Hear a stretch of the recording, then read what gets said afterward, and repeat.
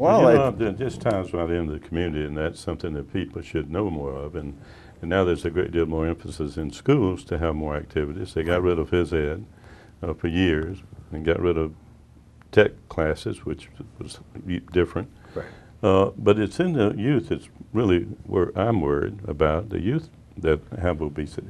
Yeah. And that's where it began. That's right. And Once you part get- of it had a lot to do with education as well as what your family does too, walking and all. Absolutely. It's and once a child gets into a pattern of obesity, it becomes a constant struggle for the rest of their life. Oh, absolutely. And so, you know, we're working on that and a number of other health-related issues and all, and it's very exciting. What also is exciting to me is that this national administration, and I know there are mixed reactions about the president. I happen to think he's doing a great job. I do too. But this president gets a lot of these issues, so he is trying to move more toward transit support. He and his wife are very much involved in the obesity, helping families understand what is at stake.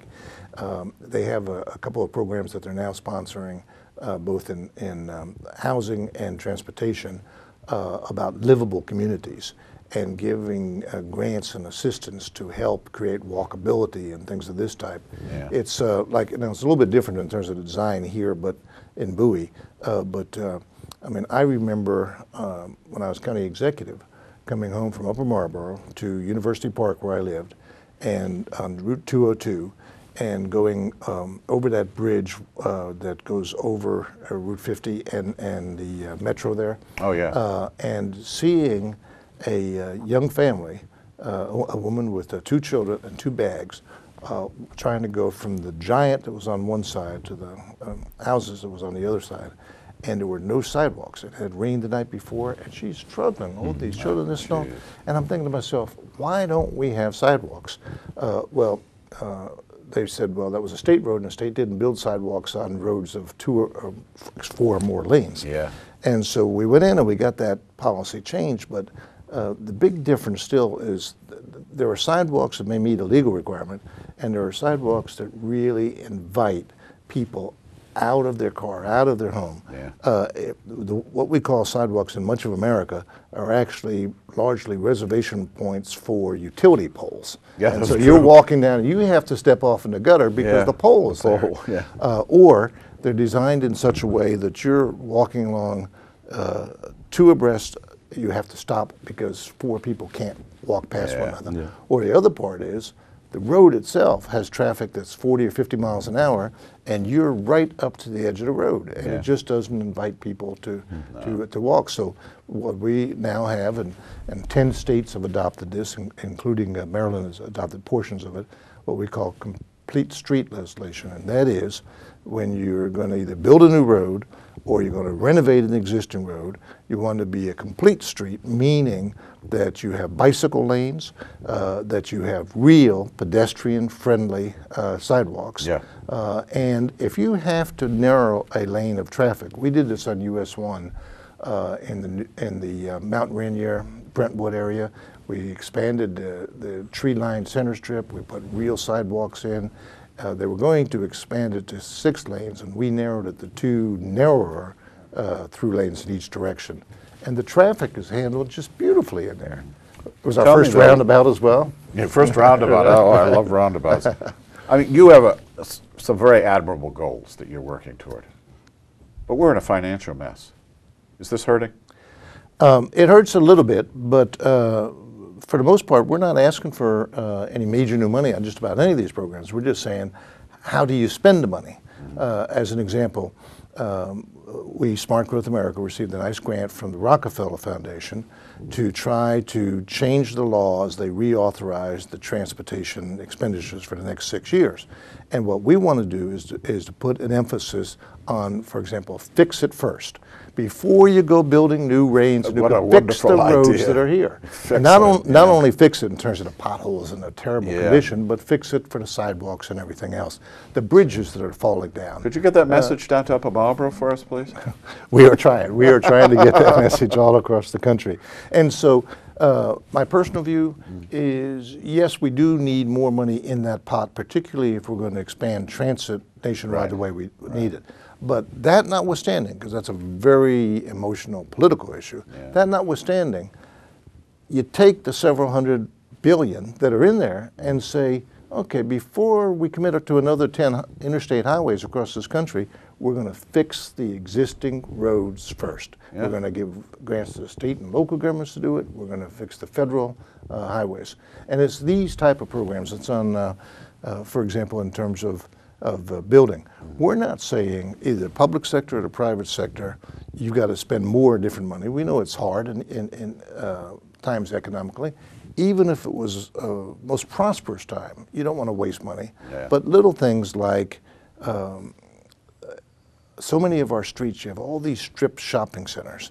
And the strip shopping centers in turn have a dozen different entries and everything else. No. So have like 1 or 2 major entries, require the new building to be built up to the sidewalk, encouraging the walkability and things like this. There are so many things that can be done and done The Bowie relatively Town easy. Center totally lacks that. Yes. As a matter of fact, I think a woman, was she killed or she was very seriously hurt by a car trying to cross up there? Yes. Not too And recently. yet that's designed for, in that direction, to, and they were the first in the country, as I remember, Parris, Right. to have an open shopping area, not a mall. Right. thing. But it's not easily accessible. It's not easily accessible, and the planning was not done probably to suit us. I've noticed that there's 2 flaws in the way things were done there. There's a lot of traffic that goes from the across the street. There's a theater and a lot of restaurants, and a lot of people go across that street. Right. And then there's the city council had a crossover built, you know, which is not used at all. I hardly ever seen one, but I see people tripping across there, going up the bank out of the center, and you can tell by the worn grass. Right. And it's kind of tough. Now, the second thing that I've noticed is a lot of walking traffic over the bridge over 50, and that's very unsafe. Right. Although there's a little area there, some shoulder, but it could have been designated a little better with a high curb area in that spot. There's no That's right in question. the line you're speaking of. We have just, beginning in the 50s, and I think culminating somewhat in the late 80s, the 90s, we became so car-oriented that we, as if the whole world forever was going to be automobile-centric. And I mean, probably the biggest disaster in this area is the Tyson's Corner. You've got one of the largest shopping areas in the country, and combined with some office buildings, some other things. But you cannot walk from one place to another. No. If you're in this shopping center and you want to go to lunch there, or you want to go to that office over there, you have to get in your car, drive out, and cross major roads. It's probably also one of the last big disasters because people all across the country now are starting to get it, and we're seeing total new attention to design that recognizes the value of transit. It doesn't have to be rail, but the value of transit and the value of walkability and the value of mixed use and design. And it's becoming very, very significant. So we're excited about it. It's a good time to be in this area. Yeah. There's one area I remember once upon a time you were at Prince George's Chamber of Commerce and you were giving a presentation and you told us business people that you were unabashedly pro-business. Right.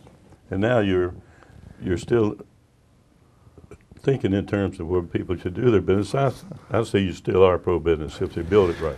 Well, we are. I mean, you know, I've said repeatedly, and way back when I was executive, and certainly when I was the governor, we started the smart growth movement here, which is, as I say now, a national movement, very aggressively trying to take the position that it's wrong to say you're either for business or you're for the environment. You're either for pedestrians and good design or you're for business and bottom line profit. The wealth of the country is and should be and will be coming from the private sector. Right. Now, we know there are abuses. There are abuses in the environment. Well, you've abuses already in Wall mentioned Street one, and so on. the Route 350 corridor down there. Absolutely. That's And appalling. So, right. And so Same junk. Same s- junk places. Absolutely. Well, part of the whole thing here, just as a quick example, why policy matters, and I've always maintained that policy really does matter. But way back in the early 1990s, when there was sort of a mini recession that was based on real estate issues, Savings and loan. and the savings and loan crisis and so on in the late 80s and all, largely in Maryland in the early 90s. But they changed the federal tax code